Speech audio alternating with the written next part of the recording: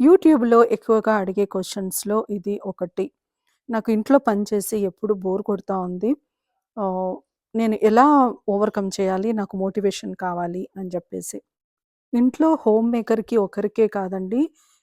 ఆహ్, గంటల తరబడి ఈవెన్ జాబ్ చేసే వాళ్ళకి కూడా రొటీన్ వర్క్ అయినప్పుడు అది బోర్‌గానే అనిపిస్తుంది. ఇంట్లో ఉండే వాళ్ళకి, జాబ్ చేసే వాళ్ళకి బావుంటుందేమో అని అనుకోవడము, ఆర్ జాబ్ చేసే వాళ్ళకి ఇంట్లో ఉంటే బావుంటుంది అని అనుకోవడము అది సహజమే. మీకున్న 24 గంటల్లో 3 భాగాలుగా సెపరేట్ చేయండి. ఒక 8 అవర్స్‌లో మీరు నిద్రపోవడము, మిగిలిన 8 అవర్స్ వర్క్ అంటే మీరు చేసే హోమ్ మేకింగ్‌కి సంబంధించిన వర్క్.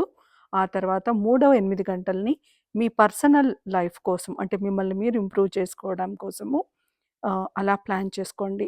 ఆ మూడవ 8 గంటల్లో లైక్ మీరు గెట్టింగ్ రెడీ అవ్వచ్చు. తర్వాత మీరు న్యూ స్కిల్ నేర్చుకోవచ్చు.